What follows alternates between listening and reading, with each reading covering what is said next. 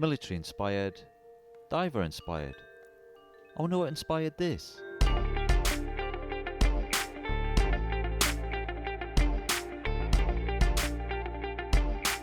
Hi and welcome to Last Watch and today's review of the Q Timex.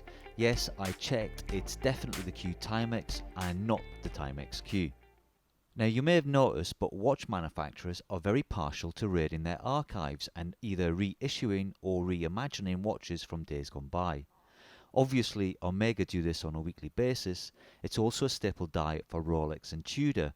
Even the likes of Seiko have jumped on the bandwagon, so you can hardly complain that Timex have joined the party with their reissue of their 1979 Q Timex. But is the watch worthy of all the interest that it has garnished? Timex have been around since 1854 and they are a well-loved brand. During the quartz crisis of the 70s, they decided to dip their toe into the water and move away from mechanical movements.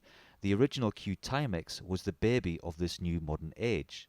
Now, 40 years later on, in an age where people have acquired a newfound love for mechanical watches, they've decided to reissue a quartz. The question is, was that a wise decision? Timex are now synonymous with cheap quartz watches. Go check out their website and you are bound to find something that will appeal to your taste, and it won't break the bank to buy it. I even have a couple of Timex watches that have managed to slip their way into my collection. Actually, I have more watches from Timex in my collection than from any other watch manufacturer. How the hell did that happen? I guess that's the point. Timex are quite prolific at knocking out cheap watches, and sadly the word cheap can have negative rather than positive connotations. The movements are notorious for being noisy, and there are some well-known quality control issues. I can stand testament to the fact that the second hands don't always hit the markers, if at all. I even have a watch that no longer provides me with a correct date, as that facility has long since given up the ghost. The Timex design team, headed up by, and I'm hedging my bets here, it's either Giorgio Galli or Giorgio Galli, are probably well aware of this and over recent years have started producing watches of a higher build quality, a more premium range, an upper tier yet still affordable. My Navy Harbor is one such watch, although unfortunately still a quartz. They also reissued their 1960s Marlin, a very accurate reproduction from the glory days of pre-quartz Timex. A Timex with a mechanical movement, and that watch went down a storm. Interestingly, the Q Timex, if you've been lucky enough to get one, comes in the same quality packaging and box as the Marlin. So although the Q Timex is a quartz, it's being marketed with the same prestige as their mechanical movements. They obviously consider this watch in high esteem. It would seem that Timex are trying to raise their game. The hype around this watch has been crazy, which inevitably means trying to get your hands on one hasn't been easy. There have been 3 releases of the Q Timex this year alone. Oh, hang on, scrub that, they just released another batch as I'm recording this video. And I bet like all the others, they'll be sold out within the hour. Timex did a substantial pre-release campaign in order to sell this watch, introducing us to an animated Mr. Q, but I reckon this watch would have sold just as well without his help. I think the Mr. Q character was an unnecessary invention, quite bluntly, a bad idea. He's supposed to be a James Bond-like spy on a mission, but he reminded me more of the Black Magic chocolate box delivery man of the 70s and 80s. And he's called Mr. Q. Every Bond fan knows that Q was the quartermaster in charge of giving the 00 agents their gadgets. He was never a spy. A bit of a miss there, Timex. You should have spent your advertising budget elsewhere. Well, let's look at the watch and see if it's worthy of the hype. I guess I'll start with the specs. It has a width of exactly 38mm, a lug-to-lug of 44.7mm, deceptively a hidden lug width of 17.8mm, and a case thickness of 9mm, 11.4mm if you measure to the height of the domed acrylic crystal. You can add another millimeter to the thickness if you take the battery hatch into consideration. The weight comes in at 90.8 grams, and you'll be pleased to hear that the watch comes with a 2-year warranty.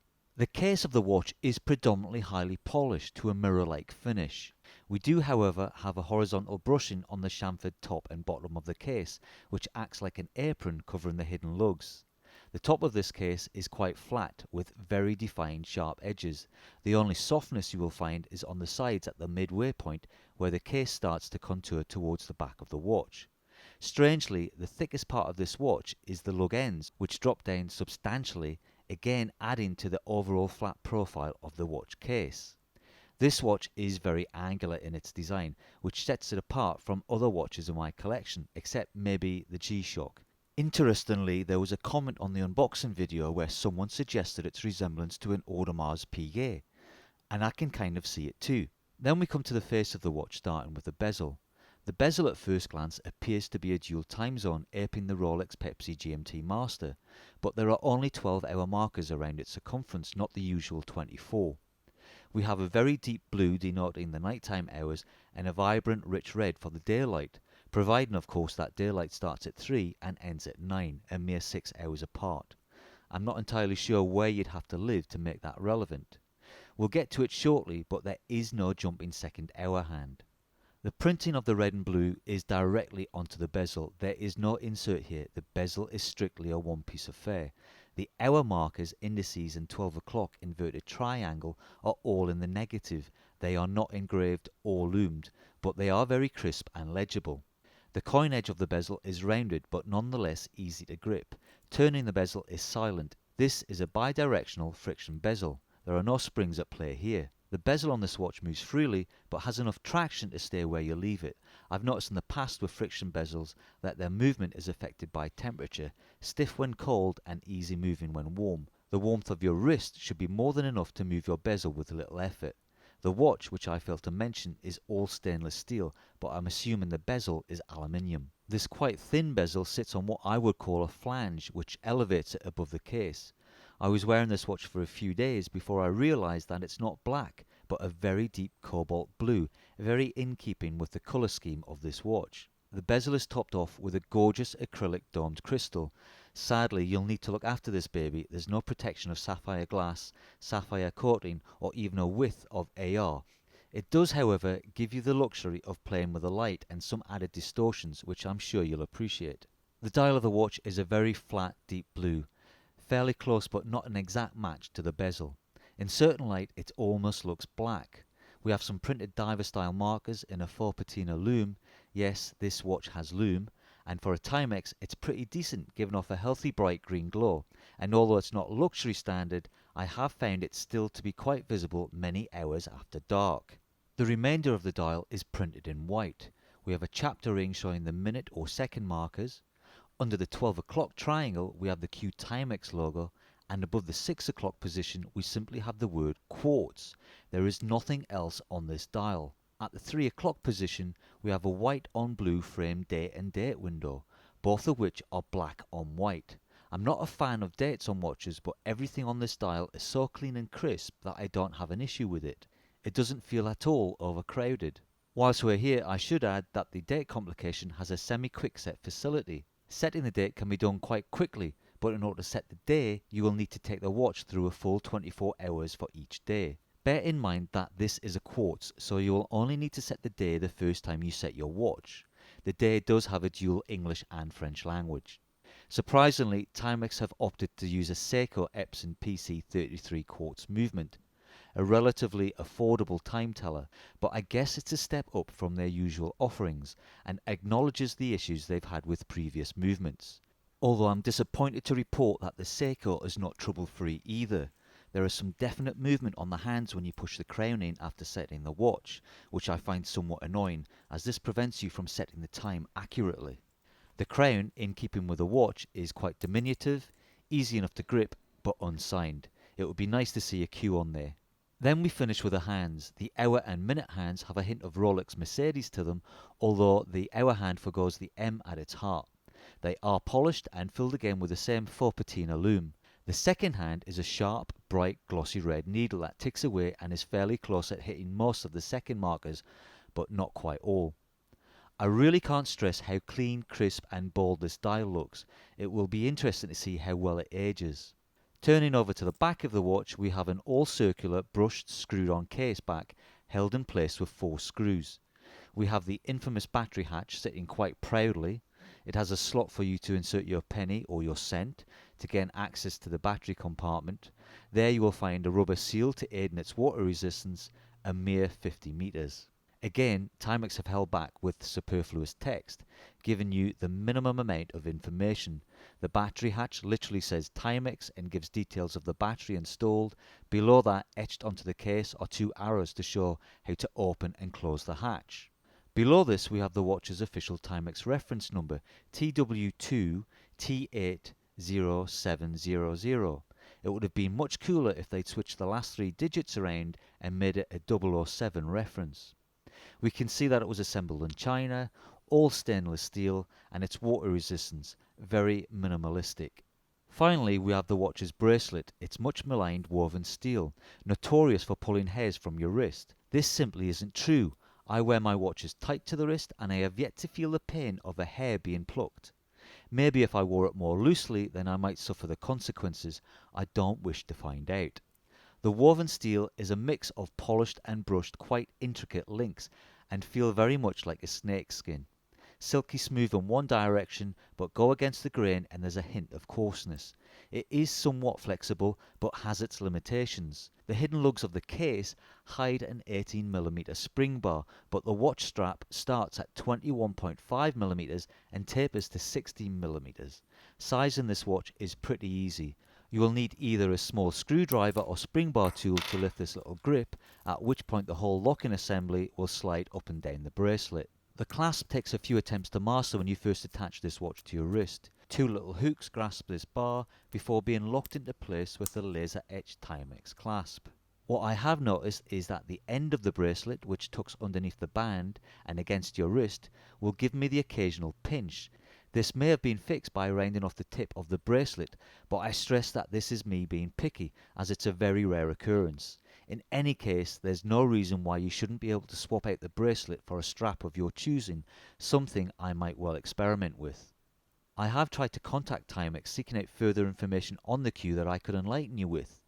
Their Instagram account provided me with 2 emails. Disappointingly, they both bounced back. I then used the media relations link on their UK website, which also bounced back. I'm currently still waiting on a reply from their customer services department, but I didn't want to delay this review any longer than necessary.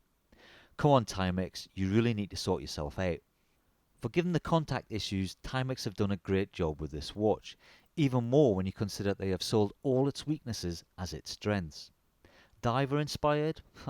This watch carries over a lot of design elements of the 1979 original, but that watch was never a dive watch. This refresh has been inspired by some very well-known divers. I'm sure adding a Pepsi bezel was no mistake, but this is not a dive watch. It only has 50-meter water resistance, no screw-down caseback or screw-in crown. I certainly wouldn't even consider this a tool watch or use it as one. It looks like a GMT, but has no second hour hand or even 24-hour markers on the bezel. But they have given this watch the ultimate get-out clause to excuse all of its failings, using nostalgia to pull on your heartstrings, saying it's a faithful reproduction of the original and hoping you'll forgive its modern day inadequacies. And the thing is, I do. I accept that it's not what it pretends to be.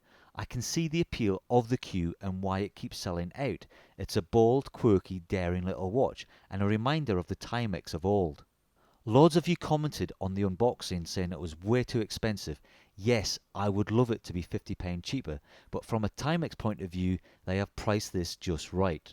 It's £159 in the UK or $179 in the States, by far the most I have ever paid for a Timex Quartz, especially when you consider the Marlin is only slightly more expensive and that comes with a mechanical movement. The premium price tag puts this in the same ballpark as many fashion watches, but the Q Timex has pedigree and history that give this watch so much more character and make it much more of an appealing proposition over those other brands. Given the option, where would you prefer to spend your money? This watch looks fantastic on my 7-inch wrist. The 38mm diameter is spot on, and with its slim case design it slips under a cuff effortlessly. It might break with etiquette, but it's a worthy dress watch. I wore it at a wedding only a few days ago and it was a perfect companion. It is also one of only 2 watches in my collection that non-watch people have bothered to ask me about. That red and blue is a bit of a head turner. It's certainly no shrinking violet. Ultimately, don't believe the hype. This watch isn't what it's cracked up to be. It is so much more. You'd be a fool to pay a premium on the secondary market, as I'm sure Timex will keep churning these out. If you get the chance to buy one at retail, then give it some serious consideration. I'm not a fan of the cheesy Mr. Q. I was lucky enough not to see any of that advertising before deciding to buy this watch. If I had seen it, then I might well have stayed away. I can't fathom what market share Timex were aiming for with that promotion. A younger generation maybe, but all that did was cheapen the watch's appeal. Timex are now teasing their S1 automatic in a much more sophisticated upmarket way. I suspect the price tag will reflect that. They should have had a similar approach with the Q. Let me know if you're a lover or a hater and if you consider this watch to be a hit or a miss. I look forward to reading your comments below and seeing your recommendations for watches in the same price range. Thanks as always for watching, and if you haven't already done so, then why not join the party by liking this video and subscribing to the channel. I'll catch you in the next video.